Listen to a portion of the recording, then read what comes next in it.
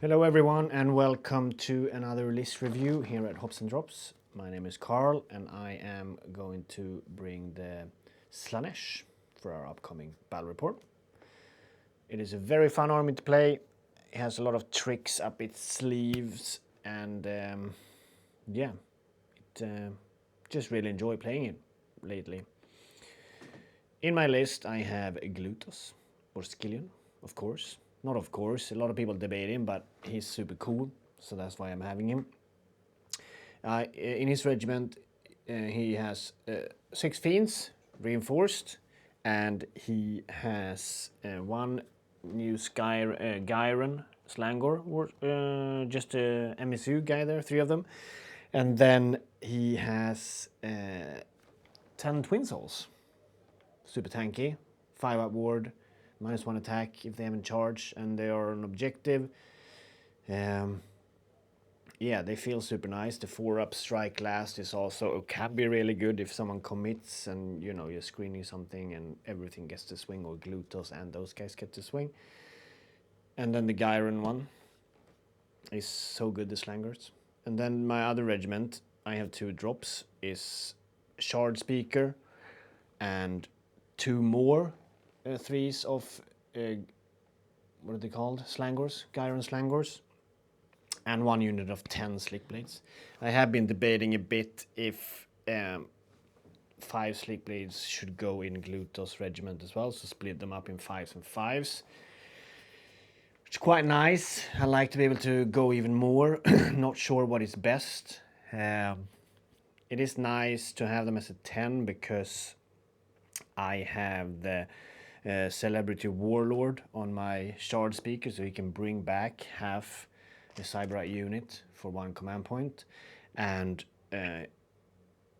yeah, he also has Icon of Infinite Excess, +1 attack on any unit in the army. That's once per battle in the combat phase, in any combat phase.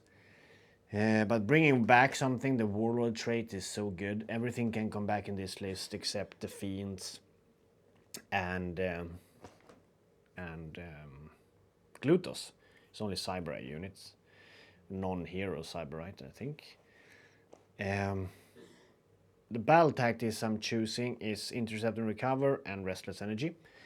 The reason I'm doing Intercept and Recover is because basically the main reason is because of the 3x3 Slangors that are just in Deep Strike. They're so good. 13 attacks, damage 3 on the charge.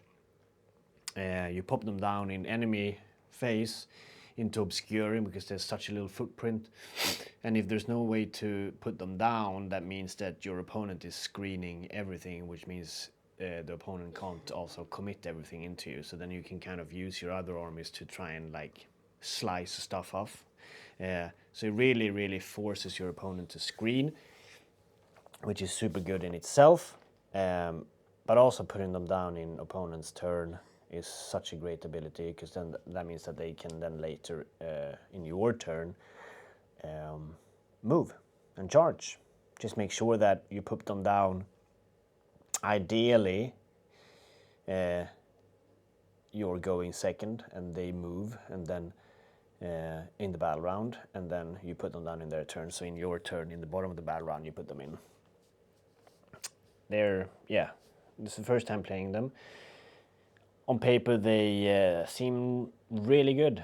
So it's going to be fun to see how it works out with 3 units of them. I don't think that it's worth reinforcing them. I think some people might. If you reinforce them, I think that they should be on the board. Or maybe you have 2 reinforced, so 12 of them. 1 in Deep Strike, 1 on the table. But yeah, really good. And then Restless Energy, I feel like it's just a very good battle tactic to have. It's depending on the mission, of course, but relatively okay to score 2 of them. Which even is also super good for the Slangors as well, because people move away from the objective, they can come down.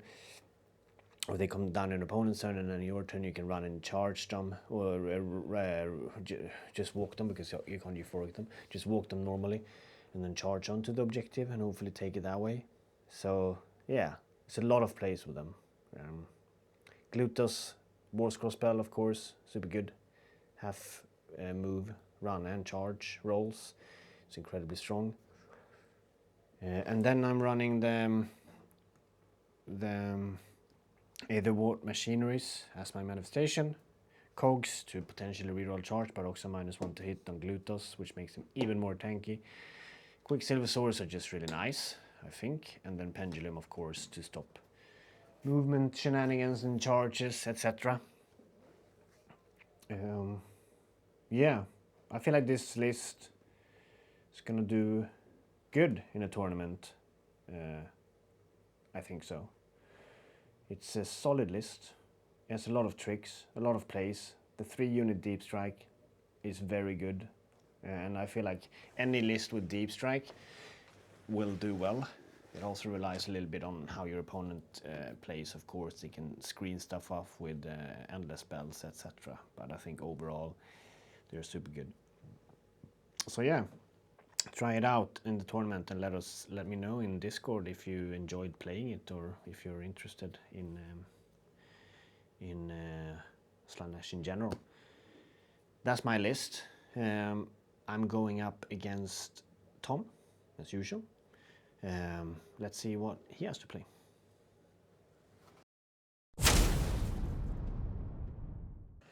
Hello everyone, welcome back to another list review. My name's Tom and I'm going to be playing the Lumineth in our next upcoming game. I'm a Sylvaneth player at heart, but I thought it'd be time to try out the other elves that were available to play. So yeah, giving the Lumineth a try. There's not that much of a Lumineth representation in our meta, so you don't see it too often, but we'll see if that changes now that they seem to be doing pretty good with the Banner Blade builds. But that's not what I'm bringing today. Or Banner Lord builds, or Blade Lord, that's the one, Blade Lord builds. But I'm not bringing that today. Instead, I'm bringing the Stoneguard variant of Lumineth. So I'll give you a quick run through the list. I'm playing Vanari Battlehost, and the reason why I'm doing that is because I've got a 20 block of Sentinels, so they can always have the 5-up auto wounds from them. And then the rest of my army is going to be basically getting the benefit of that ignoring 1 rend buff. So I've got 2 units of 10 Stoneguard, and then I've got Avalenor as well. So my first regiment is Avalenor as my general, and then the Sentinels. Then I have the 2 Stoneguard units I just mentioned in a regiment with a Stonemage. The Stonemage is quite nice. I think the main reason why I'm taking him is just to have a wizard. His War Scroll spell isn't that great. The rend means that he has to stick to units, and usually he's not sticking to units. He's usually jumping around in the shrine. So I see him more as just like a kind of cheap 120-point wizard that can potentially give a rend buff. Then I have my next regiments are just 2 standalone heroes. They are a Windmage, and the Windmage is super good. He has the War Scroll spell to teleport any Lumineth unit anywhere on the battlefield, 9 away from your opponent. He has my artifact and my heroic trait. He has the Phoenix Stone, so the first time that he dies, he comes back to life on a 3+, basically, heals 1. So it's a nice way of just like putting treasures on him maybe, or yeah, protecting him from shooting, because he does fly, so he can't get guarded hero, and he can't be obscured. So it's just a nice way to keep him alive. Also, it doesn't cost any points, that's one main thing. And secondly, he has the new heroic trait, which allows him to, once per game, add 3 to his casting roll. And I think it's really solid, that trait. He can use it as a reaction, and when you're doing reactions, the ruling on that is that you alternate. So my opponent, or I get to use the first reaction, then my opponent uses the next reaction, and then back and forth. And that goes on until both players pass. So what you can do is, you roll your casting roll, you pass basically to your opponent so that they then do their reaction, which means that they're going to roll their unbind. And then once they roll their unbind, you can then see, what, depending on that unbind, whether or not you want to add 3 to the casting roll once per game. So it's a nice way of kind of more reliably getting his teleport off.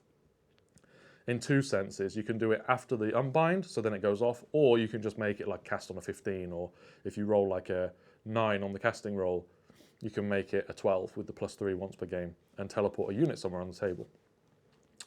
Then I have the new Scourge of Ghyran, Light of Eltharion. He's a beast. He hits as hard as he's ever hit. 7 damage 3 attacks is really solid. He doesn't have Ethereal anymore, but he does have the ability to come back to life instead of casting an endless spell. So when you go for the endless spell cast, you can bring him back instead. And I think that's pretty legit. I mean, I see him in a lot of Lumineth lists. He's clearly doing the rounds. He hits super hard. You're going to get him back if he dies. He's a nice little throwaway unit that you can have on the front lines that you're going to eventually get back in the game. And then my last drop is the Callous and Toll. So Callous and Toll dropping in on an objective, hopefully teleporting a unit of Stoneguard wholly onto an objective. There's a lot of ward saves. There's a lot of tanky units in this list. So my ideal battle plans are things with like where all the objectives are like clustered in the middle is really good. If you have, for example, ley lines, there's 5 objectives where you have 1 in the middle and then 4 surrounding it. This kind of list, if I can just teleport onto those objectives and just stand there, is really nice. I also think it's going to do quite well on battle plans where that you have like 3 on your side and then 3 on your opponent's side, because you can just kind of wall up, and then when your opponent comes in, you can then teleport a unit behind their lines and potentially take their objective. So we'll see what we end up playing. In terms of battle tactics, I'm taking Treasures. Don't know if Treasures is good. I'm trying it out. I haven't played it much, a couple of times, and it's very hit and miss. Usually it means you need to table your opponent to get the points. But against some lists, if your opponent hasn't kind of teched for that battle tactic, it can be quite nice. They might have to end up putting it on like 3 of their key units that you want to kill anyway. And then it might make them be a bit more restrictive with how they're going in. I also have the ability to teleport and the Sentinels long-range shooting. So my idea here is that I can potentially cheekily get some treasure by teleporting behind enemy lines or shooting them off with the Sentinels. The issue is obscuring, of course, is a bane for anything like a Sentinel unit. It doesn't matter if you can shoot 24 inches if everything can just stand at obscuring. So the Sentinels are also, some matchups very good, some matchups not. We'll see how they do today. And then the second battle tactic I have is Wrathful Cycles. I like having a bit of a catch-up mechanic. I like the idea that if I'm behind on primary, I can catch up by being the underdog and then scoring BTs. Scoring that BT. The other thing is I'm 5 drops, so if my opponent gives me second turn to allow me for that double, and they really want to take first, it means that I have the double turn then with a reroll. So yeah, it's quite nice also. We'll see how those battle tactics play out. The Treasures is the one I'm most worried about looking at Karl's army. There isn't great targets for me to be able to take out, depending on where he puts his treasures. Glutos is really tricky for me to kill with this list, and he'll definitely be a treasure. So yeah, it's going to be a tough one. But if we get a battle plan where I can set up on some objectives and just chill there, I'm feeling pretty confident because I'm very, very tanky with this list. I think that about sums it up. If you have any comments on this build of Lumineth, or if you feel like I could have done anything differently with playing the Stoneguard, or going on that tangent of Lumineth, then please let me know in the comments. It'd be great to hear your thoughts, because Lumineth are quite new to me, so I'm still learning with them. But they're a fun army, and I'm looking forward to seeing how they do in a few games. So see you in the report.